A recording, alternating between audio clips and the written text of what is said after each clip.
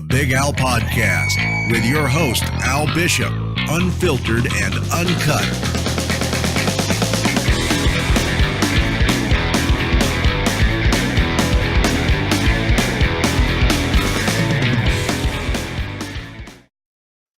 Welcome to the show, ladies and gentlemen. Today I've got the mighty Cal Pacino Ellenor online.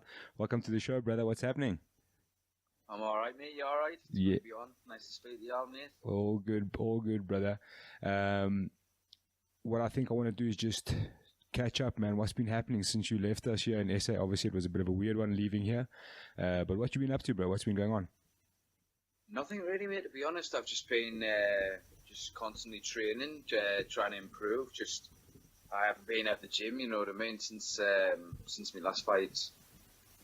Obviously I fought in December in the UK as well, but since my last outing in the AFC, I've just been constantly grinding, mate, just trying to improve, trying to get better, and constantly staying fit. And I've kept myself in like a good shape since before Christmas, you know, just ready, just to fight as soon as possible, really. And then when this opportunity came up, it was a great shout for us, really. I was looking forward to fighting Gary. I think that would have been a great fight as well. And then this fight was offered to us secondly, once Gary was obviously changing weight class. So I thought it was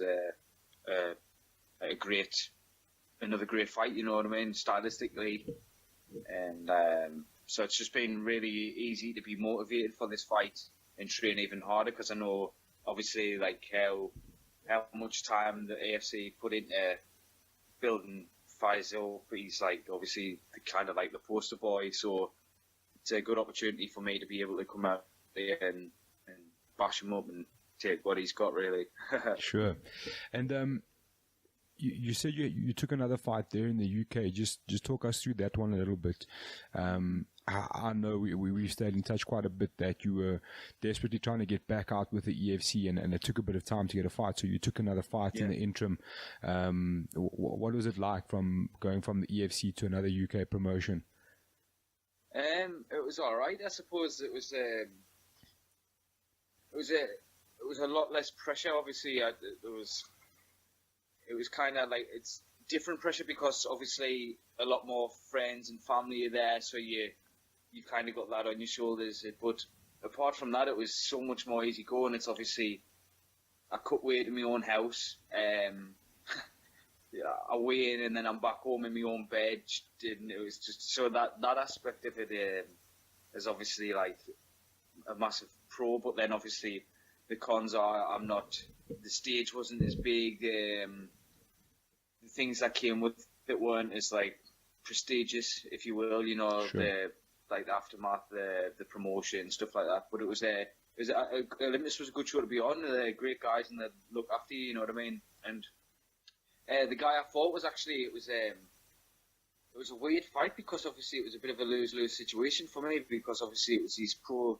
Was he home? I think it was actually, I think he'd already had one pro fight and it was his second pro fight. But so obviously going into that fight, it was kind of like, well, if I smash him, I should smash him anyway, and if I lose, then I've lost to someone who I shouldn't have lost to. Sure. So, but it was just, I kind of tried not to fixate on that too much, and I tried to just go in there and just get experience and it's the most relaxed I've looked. I got in there and literally the whole time I was in that fight, it was literally like I was just another day in the gym. And I think like the more experience like that I get, the better it's going to bring me on. Like it was second nature. Like I felt like everything I wanted to do, I could do and break it down easier. There was no like anxieties, like no like rushing in and stupid stuff like that. I felt like, so for learning wise, I actually gained like quite a lot from that fight. So I'm glad it happened. It was it ended up being a decent fight.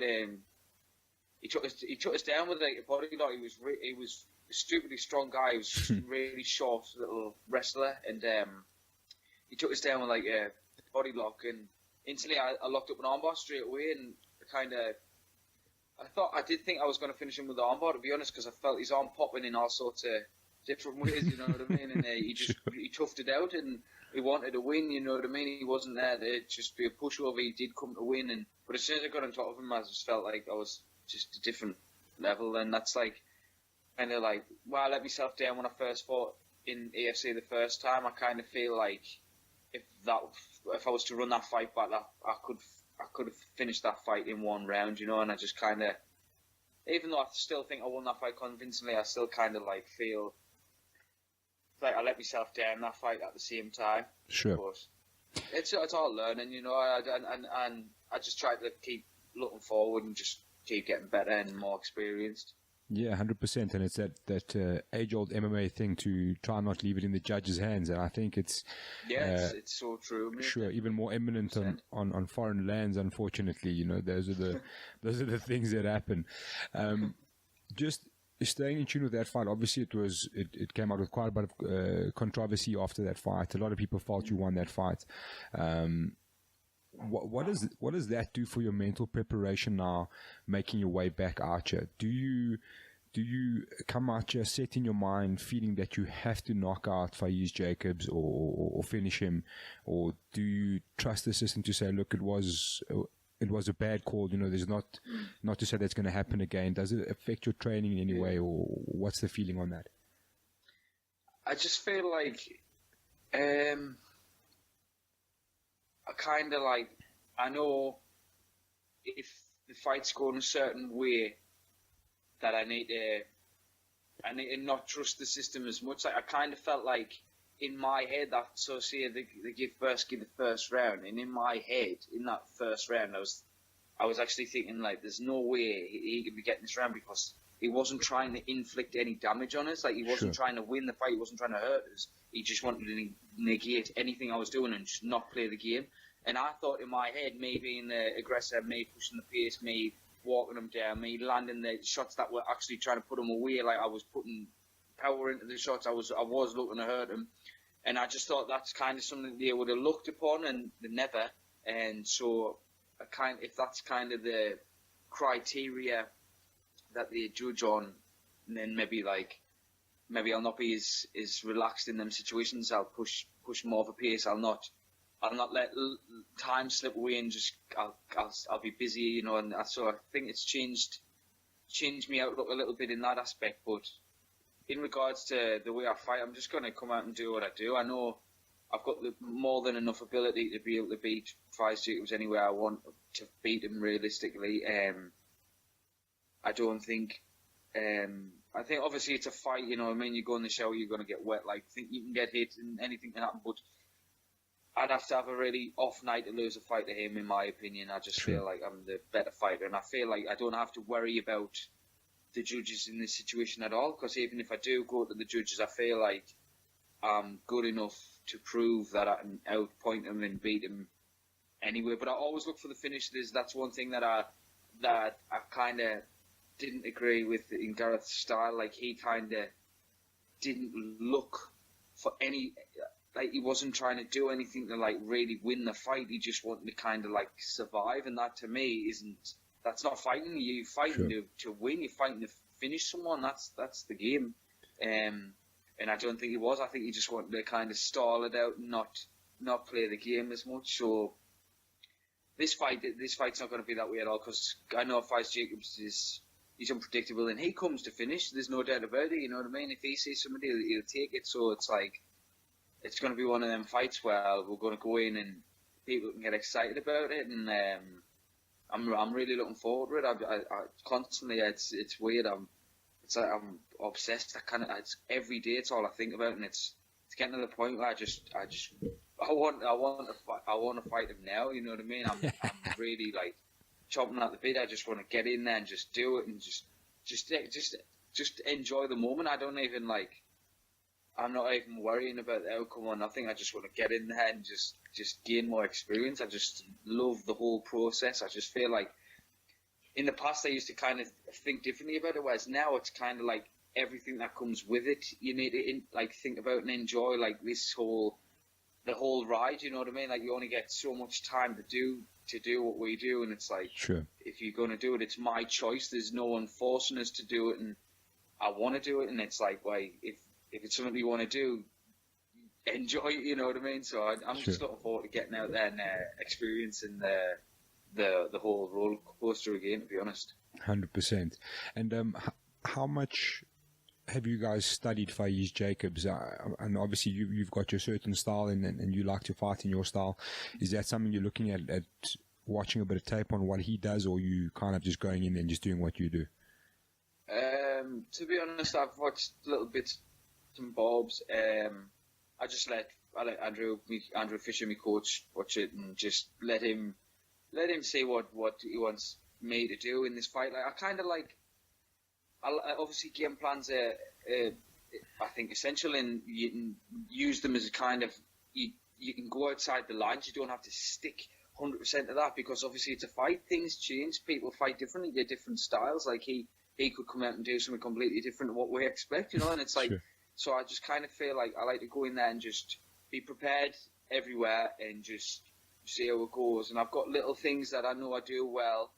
And as I say, I just feel like I'm a far better martial artist than he is. I feel like he's good at what he does, and if you play that game, then fair enough. But he's kind of like essentially bringing a knife to a gunfight. You know what I mean? It's like he's good at what he does, but if I want to play that game, I'll play that game. If I don't want to play that game, I'll then sub him in the first round if I want, no problem. But that's up to me what I do, you know what I mean? Like, I feel like I'm a nightmare if I've got hold of someone. I know I'm physically a strong fighter at that weight. I know I'm big, I'm strong, I'm athletic for it, and I just feel like wherever it takes place, I'm just going to be in his face and just working hard, putting it on him, and just going to break him. That's how I feel. That's how I feel like going. I feel like I'm just going to be too much for him on the night,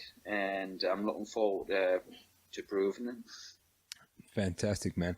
And just playing a bit of hypothetical, moving past Faeez Jacobs, what would be next on your agenda in the UFC? Well, I'd love an opportunity to fight for a world title. But who knows? Obviously, Gareth got to fight for the #1 contender spot, and they lost that fight, and I feel like I beat Gareth convincingly, and I kind of feel like that was probably the worst fight I've ever had in my life. This is my 38th fight coming up, and after that fight, I was happy that it was over, because I thought there's another win in the win column, you know what I mean?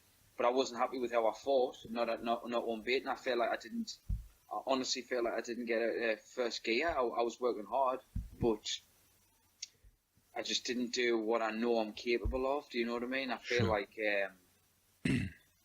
I just let myself down a little bit in that fight, and I feel like I've got so much more to offer. And I feel like the more times I'm out, and the more times people in South Africa get to see what I can really do, I think the more people will get on board and start supporting us. And because I know what I can do, and I know my capabilities, and I know, given the chance, I can beat any bantamweight on the day. I feel like I can really go in there and shine. I just need to keep getting these fights. I just hope AFC keep us busy, and even if I win this fight and they don't give us a title shot, I couldn't give a rat's ass, because I just want to fight. And if they've got somebody who they're going to want to think I match up well with, like stylistically, and then bring it on, you know what I mean? I just want to just keep fighting, keep getting bigger, make some money in the way. If they're going to start slinging some good money my way, I'm more than happy to take fights for them. I just don't want to get shelved. If I win this fight, I'd like them to say, right, well, look, you've just won that. When would you like to be back out? And put the ball in my court, and I'll tell it as it is, and I'll say when I'd like to be back out. I'd give them a couple of names, and they could maybe thingy, or like pick between them, or whatever, man. I just want to fight, mate. And it's like I'm just driven, mate. I'm just really motivated, and I just want to test myself and see how good I actually am, and how far I can take it. Like, well, I've got nothing to lose. I'm not afraid to lose a fight. You know what I mean? I've lost before. I've lost. You know what I mean? I've lost in boxing. I'm not afraid to take chances. I'm more than happy to take these bigger names, if you will. You know, like I want them fights, so I'm more than happy to do whatever they want. If I win this fight, just gives them my phone and gives the opportunity, and whoever people want us to fight, I'll do it. So 100%, man. what I wanted to ask you next was it's such an interesting side to MMA, and I think it's the stories that get untold. I'm fortunate enough to know a little bit about your life. So you're one of those also interesting characters who's got a young baby at home. You recently had to pick up a bit of work and stuff like that. Strange weight cutting diets. You said you got some carrots on the boil there in the background. I've actually got a massive chunk of raw turnip. Honestly, I've been a vegetarian for quite a bit now, and just, I kind of like I used to still have a little bit of fish, but I don't even have fish now. I just feel like I can do without it, so I'm just tanking through. I might say the thing is, I really do like meat though. So the thing is, I'll have me fight, and I'll probably have a bit of meat, and it'll make us feel ill and probably make us unwell a little bit. But I might treat myself to a bit of South African bit meat while I'm out there. Sure. Who knows? So is it brie? I wouldn't mind. Yeah, a bit of brie, man.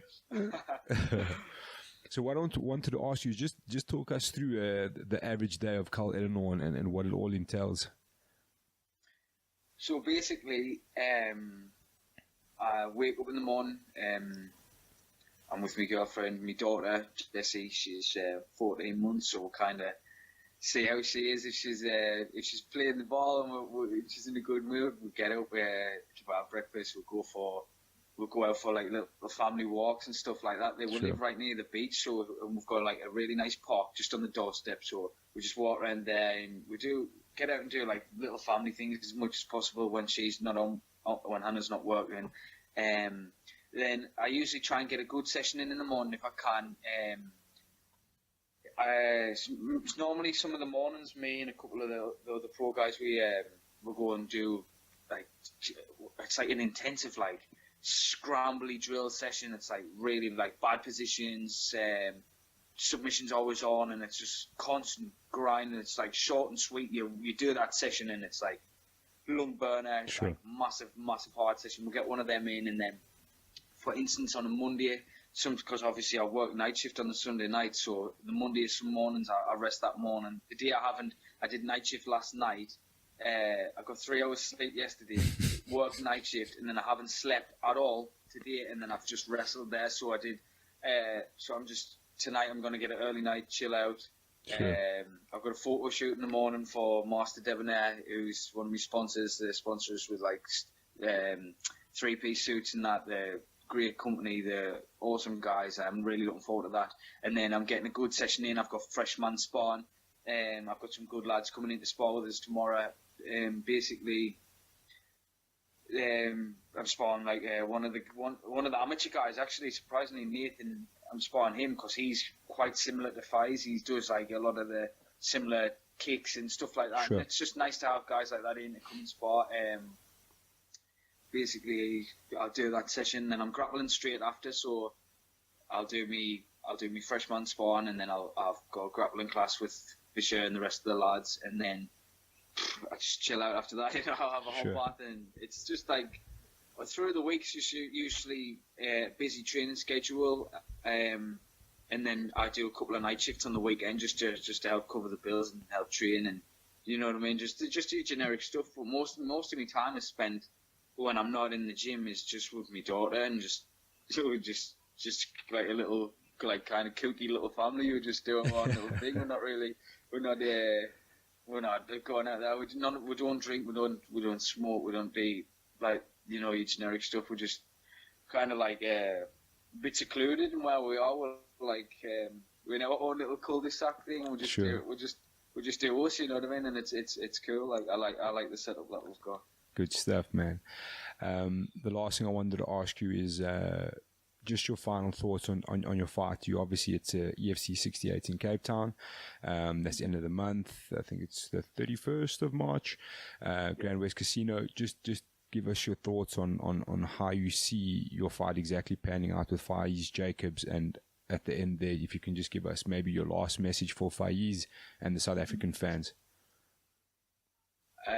Basically, first and foremost, there's obviously the water crisis issue, and they're telling us that we might have to travel an hour outside to cut weight and this and that, and it's an absolute nightmare. So obviously get that dealt with first. That's the main issue. The fight's the easy part, but I kind of feel like in the fight we'll come out, we'll trade some blows and just I want to see how it goes. You know, I want to test him. I want to see what he's about. Like obviously, I've got an idea of what he thinks he is in my head, and obviously I know what I can do. So I want to go out and I want to put it on him and see what happens. But I kind of feel like I know how heavy-handed I am as well, and I know he likes to stand and trade a bit, and I just feel like if he's there to be hit, if he walks up to a shot, it'll be an easy night for me because I know he's not going to like the shots that I'm throwing at him. Sure. And I feel like, honestly, if I want to win this fight, there's methods to this fight that I can go in and use and win this fight a lot easier than the way I'm actually intending on having this fight. I want to go in there and have a fight. I don't want to go in there and, you know, like I want to actually go in and I feel like we've actually worked, and I want to show people what we can do, and I want to gain some fans along the way. I want to be in memorable fights. I don't want to just, like, I feel like, I know people might think, oh well, if you think you've got a way to win, then you should prove it. But it's like, wait, I kind of feel like I've got the ability to do that if I want, but I actually want to be in the fight. I want to spend some time in there. Obviously, he's got his own game plans, whatever. But I feel like I win this fight in the first round. I really do. So anywhere it goes, TKO, knockout, submission. If he wants to tussle with me on the floor and he tries to take me down, it'll be an even easier night. I feel like if he leaves his neck out, I'll cinch it up and I'll snap that neck off. It's just like it is what it is. Like I feel like I'm gonna go in there and do my own thing, and I'm gonna enjoy it while I'm in there, and just show another side of myself, like I always try to do. And I just want to gain some more fans. Honestly, the support I've got from South Africans more than anyone has been like crazy, and I love it. And it's honestly like I can't wait to get out there in Cape Town. I'm fighting a hometown favourite, you know, and there's even people from Cape Town have been messaging us, wishing us luck, and I just want to keep that going. Like I want to become a household name in South Africa if I can, and just keep building like how Mazani's got like a big fan base out there. I'd love something similar because I love the people, my kind of people. They're really cool, down to earth, chilled people, and that's what I'm about, man. I just no stress, just good vibes in there, and basically that's just all I want. And if I had to say a final message to Faeez, I'd just say, wait, be ready for a rough night, mate, because obviously I feel like I'm bringing too much. And I just feel like he's just bringing a knife to a gunfight. I just feel like he's in trouble, you know what I mean? So sure. That's the way it is. I can't wait to prove it. Awesome stuff, bro. Cal, thanks so much for your time, but I know it's a Thank you, brother. It's a tight. Nice to speak to you, mate. Thank you too, so my much. bro.